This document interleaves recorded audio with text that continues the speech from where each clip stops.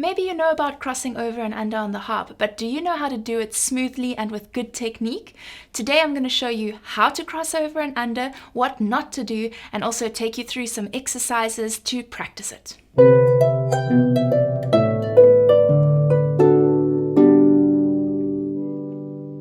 Christy Lynn from Learning the Harp, where we make playing the harp feel simple and doable. So we're looking at crossing over and under, starting with the second finger in this video. And we're going to be using this book, Grossi. I have an Italian version, but you can find an English version. And let's go to page 55 of the book. I will put things up on the screen, and make sure you've got your harp with you ready and set up with no distractions, and I'm going to take you through learning to cross under with the second finger. We're starting with exercise 1, so you've got to place your 2 and 1 on middle C and the D next door. Make sure your thumb is nice and high, your fingers pointing down, your wrist is down in neutral, so it shouldn't be a hill and not too much of a valley, just nice and neutral there. And make sure that you have your nice web space open here. So you don't have your thumb right up against your hand. You've got to turn that part of your hand so that you have this web space open there. That's really important. All right, so we're going to land with both fingers together, 2 and 1 on C and D. Then we pluck the second finger all the way into the palm, place it on E. That's what the tiny little bracket is for, and then you pluck the thumb on the D over and over. It doesn't really even matter how many times you do it. So let's do that again. Let me show you what to look out for. So make sure you've got the nice difference in height between your finger and your thumb, that you've got that web space open like I demonstrated. Make sure that's open there. You're going to pluck your second finger all the way into the palm. Then when you place it, make sure you're placing it low down so that there's a big difference in height, but you're not pulling down so low that your wrist comes up like that. You're just going to open it fully all the way down. And make sure that you don't close that web space, it stays open. And then when you're plucking your thumb, make sure you pluck it all the way down to hit your finger, all the way over. And you open it all the way up every time. It might feel a bit strange to be plucking a string lower down than your second finger, but that's okay. We just want to keep on practicing that until it feels normal. Now we're going to do the crossing over version. So you're going to place 2 and 1 again on C and D, and you're going to pluck your thumb on D, and you place your thumb on B, and you pluck your second finger over and over on C. So let's look for what to watch out for. So make sure you've got that nice difference in height. The thumb is high, the finger's pointing down. You've got your web space open, your wrist is down in neutral. You're going to pluck that thumb all the way over, bend it right over, and then you place it nice and high on the B, but you don't come up with the wrist and you don't close the web space. You keep that open. And then you're going to pluck that second finger all the way into the palm of your hand over and over. And you're actually opening the other fingers at the same time. Whenever you pluck the second finger, the other fingers move along with it. All right, now we're going to do the same thing in the left hand.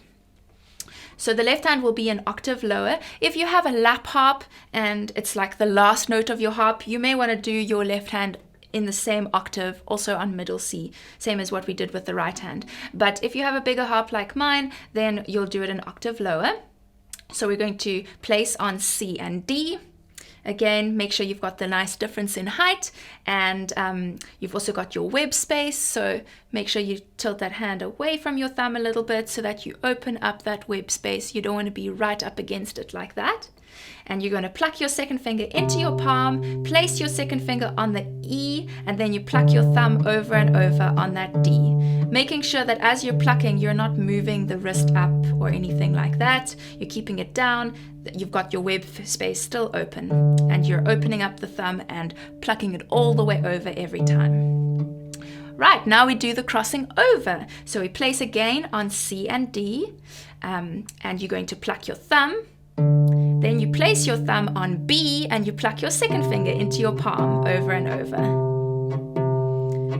Okay, so again, what we look out for is we pluck that thumb all the way over, place it nice and high, make sure you haven't lifted the wrist up, you still have your web space open, and then you are plucking that second finger right into your palm every time, opening it up, placing it nice and low down on the string, and then plucking it right into your palm every time. And watch out for that wrist. Sometimes my wrist starts to come up, so I have to watch that it stays down in neutral or a slight valley, but never a heel. Now let's move on to exercise 2. So here we're just going up a little further. So you place your 2 and 1 on C and D, again middle C with the right hand. You're going to pluck your second finger, place it on E. Pluck your thumb, place it on F, and then you pluck 2 and 1 and finish closed into the palm, and everything's closed now.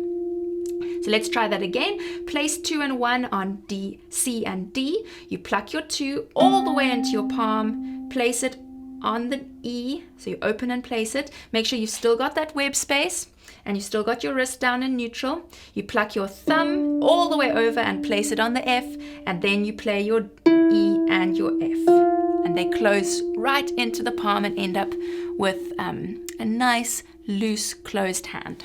Then we're going to do the same thing going downwards. So place your 2 and 1 on E and F. Again, make sure you have the nice difference in high thumb, low second finger, keep that wrist down in neutral, and make sure you've got your web space. Then you're going to pluck your thumb all the way over, place it on D, and pluck your second finger all the way in, place it on C, and then you pluck your thumb and keep it closed, and pluck your second finger and keep it closed. Let's try that again.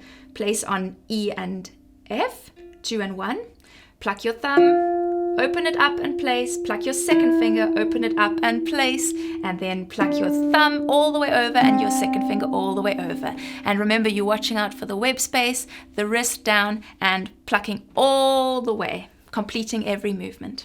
Let's do the same thing with your left hand. So you can do it an octave lower if you have a big enough harp, or you may want to do it in the same place. So we're going to place 2 and 1 on C and D. We're starting with the cross under. So we're going to pluck that second finger into the palm, place it on E, pluck the thumb, place it on F, and then pluck the second finger and keep it in, and pluck the thumb and keep it over, and you'll end up all nice and closed like that. So make sure you're watching out for that thumb and second finger staying nice and high and nice and low. Your wrist is still down in neutral. You've got that web space open, not closed like that. So pluck all the way in, place, and don't lift your wrist. Pluck all the way over with your thumb, place, and don't open your wrist up. Make sure the web space stays open. Pluck your second finger all the way in and pluck your thumb all the way over. And then it ends up like that. Well, you don't have to lift your arm up like that. I'm just showing you so that you can see how it ends. You would just float off just like this. You don't have to hold it up to the camera. Now we do the downwards one. So place your 2 and 1 on E and F. You're going to pluck your thumb all the way over, place it on D, pluck your second finger all the way in, place it on C, pluck your thumb all the way over and keep it over, and then pluck the second finger all the way in. When you're practicing your crossovers and unders, you don't need to do exercise 1 and 2 multiple times over and over and over every day. You'll just do them once, like I took you through there, maybe twice, and just analyze and make sure that you're watching out for all those things I talked about. But now we're moving on to exercise 4, and this one you would repeat over and over. And we're just going to skip exercise 3 because it's kind of included in what we're doing in exercise 4. So let's look at exercise 4. You place your right hand, second and first finger on C and D. That's middle C and the D next door. Make sure you're placing them with thumb high, the finger pointing down, the wrist down in neutral, and your web space is open. You're going to pluck your second finger all the way down into your palm, then place it on E. Then pluck your thumb all the way over, place it on F. Pluck your second finger, place on G. Pluck your thumb, place on A. Pluck your 2, place on B. Pluck your thumb, place on C, and then pluck your second finger and pluck your thumb, and everything stays closed. So that last B and C, you keep it in and you keep it over. And then the second half of the exercise is that you go down from the C above that, an octave above. So place your 2 and 1 on B and C. You're going to pluck your thumb all the way over, place it. Pluck second finger, place it. Pluck thumb, place it. All the way in, all the way over, place. All the way in, place. All the way over and keep it over and in and keep it in, and you can float off. And that's exercise 4 with your right hand. Now you will repeat that on every string. So then we're going to place on 2 and 1 on D, and we do it again there. Place, place, place, all the way over, place, all the way in, place, all the way over, place, all the way in, and all the way over. And make sure that you're keeping that web space open and the wrist down. And now we go down from the D.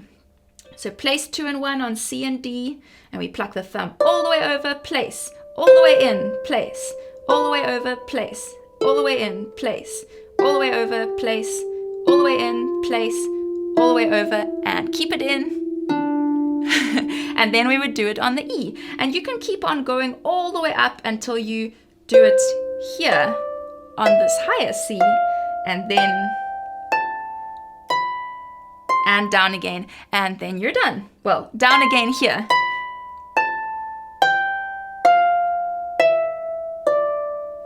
So you will do the whole exercise 8 times, and then you are done. And now we're going to look at the left hand. You can do each hand separately at first, and eventually you will do the 2 hands together, but I'm just going to show you how you do the left hand on its own. And I'll just do it for the C scale. I won't show you on every string. So let's place 2 and 1 on C and D, and you're going to play your 2 all the way into your palm, place it nice and low, pluck the thumb all the way over, place it nice and high. Make sure you're keeping that web space open and the wrist down in neutral. Pluck in, place, over, place, in, place, over, place, in, keep it in, and all the way over with your thumb and float off. And let's do it on the way down. Place on 2 and 1 on B and C. You pluck your thumb all the way over, nice and firm. Make sure you're getting a good sound. Place it on A. Pluck your second finger in, place, thumb, place, all the way in, place, all the way over, place, all the way in, place, all the way over, and all the way in. Watch out for that wrist and the web space. Then what you will do is you play it on every string. So you do it again on D, on C, on F, on G, on A, on B, on C, and then you're done. And when you're really comfortable with this, you can also practice it slowly with the 2 hands together, like this. And you can also start to work up the speed. But I don't suggest you do that in the beginning. In the beginning, you just want to practice it really slowly, watching that every movement is nice and accurate and that your positioning is really good. And you may want to work up the speed with just 1 hand at a time gradually. But making sure that you're placing really accurately every time. Well done! Now I suggest you practice this every day for about a week before you move on to crossovers and unders with your 3rd finger. And in the next video, I'm going to show you how to do that. Click over here.